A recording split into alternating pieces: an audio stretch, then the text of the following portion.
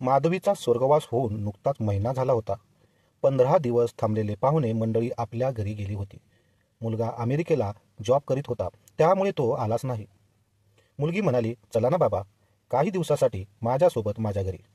मात्र सुधाकर रावाने मुलीला नकार दिला. आता सुधाकर एकटाच घरात होता. रिकामं घर त्यांना खायला उठत होतं. रात्री त्यांना भयंकर शांतता वाटू लागली. 36 वर्षांच्या सहवासात असं कधीच एकटं राहण्याचा प्रसंग त्यांच्यावरती आला नव्हता. त्याला माधवीसोबत घालवलेले दिवस आठवू लागले. कधी भांडण तंटा झालेला सुद्धा त्याला आठवत नव्हता. आपण कितीही आदळआपट केली, कितीही ओरडलो, तरीही ती मात्र शांतच राहायची. लोकांच्या दृष्टीने आमची एक आदर्श जोडी होती, कारण माधवी होतीच तशी, सगळ्यांशी मिळून मिसळून राहणारी. सुधाकरने कधी विचारही केला नव्हता की ती अशी आपल्याला अर्ध्यात सोडून जाईल. माधवी, तुझ्याशिवाय जीवन ही कल्पनाच करत नाही ग. एकटेपणा नको वाटतंय. कसं जगू मी माधवी तुझ्याशिवाय? सुधाकरला हुंदका अनावर झाला. माधवीचं आणि सुधाकरचं लग्न झालं तेव्हा ती 20 वर्षाची होती. लग्नानंतर प्रायमरी शिक्षणाची नोकरी लागली. नोकरी, घर सांभाळत संसार केला. मुलं चांगली शिकली, चांगल्या पदावर नोकरीला लागली. मुलामुलीचे लग्न झाले. आताच कुठे माधवी सेवानिवृत्त झाली होती. तिने ठरवले होते की आपण निवृत्त झाल्यावर दोघेही मस्त फिरू. सगळं छान चालत असताना अशी अचानक निघून गेली. अचानक हार्ट फेल झाले. लक्षातच आलं नाही. अगदी शेवटच्या क्षणी लक्षात आलं, पण वेळच मिळाला नाही ट्रीटमेंट घ्यायला, आणि अचानक ती निघून गेली. सुधाकरने डोळे पुसले आणि कपडे बदलायचे म्हणून कपाट उघडलं. त्याला हवा होता तो शर्ट दिसत नव्हता, म्हणून वरच्या कप्प्यात हात घातला तर एक डायरी खाली पडली. थरथरत्या हाताने डायरी उघडली. त्याने ती डायरी वाचायला सुरुवात केली. नुकतंच लग्न होऊन महिना झाला. घरातलं वातावरण फार विचित्र आहे. सासू सासरे सतत भांडत असतात आणि भावाभावात पण विशेष पटत नाही. नवरा तसा चांगला आहे, परंतु मी म्हणेल तीच पूर्व दिशा म्हणणारा. एक दोनदा काही बोलून पाहिलं, पण तो ऐकणारा नाही. हे कळलं, त्यामुळे तुम्ही म्हणाल तसं असं म्हणून जगायचे ठरवले. त्यानंतर काही सांगायचा प्रयत्न केला नाही. बरंच काही लिहिलं होतं. तो पान पलटत होता. आज आमच्या लग्नाचा पहिला वाढदिवस. यांना म्हटलं आपण बाहेर जाऊ, सिनेमा पाहू आणि बाहेरच जेऊया. तर ते म्हणाले, मला नाही आवडत. तुला खायचं असेल तर चल, तू खा, मी तुला सोडतो हॉटेलला. अरे, हे काय बोलणं झालं? मला काय एकटीला खायला जायची हौस होती का? मैत्रिणी सांगायच्या, आमच्या लग्नाच्या वाढदिवसाला आम्ही फिरायला बाहेर गेलो. नवऱ्याने गिफ्ट दिलं. फार हेवा वाटायचा, कारण आमच्या इथे तर काहीच आवडत नव्हतं. काही म्हटलं तर ऐकणार नाही, माहीतच होतं. मला म्हणतात, नवऱ्यानं गिफ्ट दिलं म्हणजे, फिरवलं म्हणजे, हॉटेलमध्ये जेवून घातलं म्हणजे बायकोवर खूप प्रेम करतो असं काही नसतं. नवरा बायकोच्या प्रेमाचा जगाला देखावा का दाखवायचा? त्यानंतर मी बाहेर चला म्हणूनच सोडून दिलं. माझा मुलगा 5 वर्षाचा होता तेव्हा माझ्याकडे आई आलेली होती.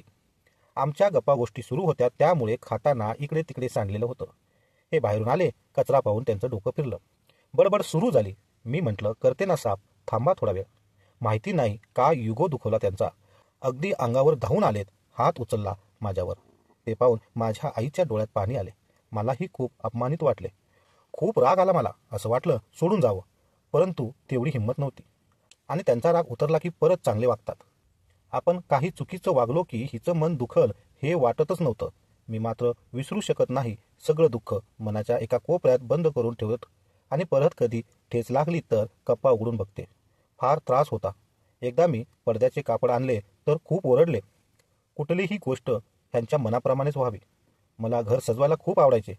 काही विकत घेऊन या म्हटलं तर ते लेक्चर देणार. तुला वापरण्याची तर अक्कल आहे का, वगैरे वगैरे. काही कधी विकत आणले तर त्याला खोट काढणार. तुझी पसंत चांगली नाही, तुला व्यवहार समजत नाही, तुला लोक फसवतात, इतकं बोलणं होतं की वाटलंच कशालाच आणलं आपण हे विकत. त्यानंतर मात्र काहीही विकत आणलेलं नाही मी. सुधाकर पानामागून पान पलटू लागले. प्रत्येक पानावर त्यांच्या तक्रारी लिहिलेल्या होत्या. सुधाकरला खूप आश्चर्य वाटले की आपल्याला कधी वाटलेच नाही की माधवी इतकी दुःखी आहे. माधवीच्या मनात इतकी कटुता असून ती वरून चांगलीच वागायची. आणखी एक पान उलटले, बहुतेक शेवटचे. आज खूप डावा हात दुखतोय. यांना सांगून काय उपयोग? दवाखान्यात चला म्हटलं तर बडबड करणार. त्यापेक्षा नकोच, मीच जाऊन येते. तसंही त्यांना बाहेरगावी जायचं आहे. काल मैत्रिणीसोबत दवाखान्यात जाऊन आली. डॉक्टरांनी सगळ्या तपासण्या केल्या. ECG मध्ये प्रॉब्लेम निघाला. त्यानंतर एन्जिओग्राफी सांगितली. यांना फोन लावला, म्हणाले ज्या काही तपासण्या करायच्या आहेत त्या करून घे. एन्जिओग्राफी केली, 95% ब्लॉकेज आहे म्हणून डॉक्टरांनी सांगितले. ताबडतोब ओपन हार्ट सर्जरी करावी लागेल. घरी येऊन यांना सांगावं या विचारातच घरी आले. हे पण बाहेर गावाहून आलेले होते. घरी येताच मी औषध आणायला विसरले. खूप थकवा लागला होता. म्हटलं थोडे औषध आणून देता का?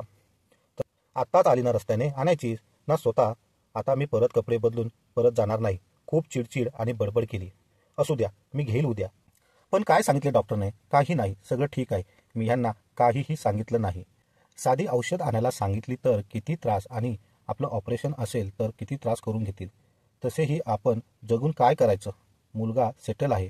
रोजच्या बाबीवरून कटकट. आता मी थकले. हार्ट प्रॉब्लेम म्हणजे मरताना त्रास होणार नाही. शांतपणे जाता येईल. घेतच नाही आता औषध आणि जातच नाही आता दवाखान्यात. हे डायरीचे शेवटचे पान होतं. सुधाकरने बंद केले. डोळ्यातून अश्रू वाहू लागले. माधवीचा हार्ट अटॅक नसून आत्महत्या आहे आणि त्याला कारणीभूत मीच आहे. माधवी, माझं वागणं तुला पटत नव्हतं तर तेव्हाच विरोध करायचा ना. तुझ्या मनात एवढा असंतोष होता हे कधी मला कळालंच नाही. मला वाटायचं आपण एकरूप आहोत, परंतु नाही. तुझं शरीर फक्त माझ्यासोबत होतं आणि तुझं मन हे तर कधी माझं झालंच नाही. का वागलीस तू अशी? माधवी, कोणत्या गुणाची शिक्षा दिलीस? माधवी, मी तुला समजू शकलो नाही आणि तू मला समजून घेतलं नाहीस. तू आणि मी वेगळे आहोत असं कधी विचारही केला नाही. मला वाटायचं मी माझा निर्णय तुला सांगतोय आणि तो तुला पडतोय, तुझ्यावर लावतोय असं कधी मला वाटलंच नाही.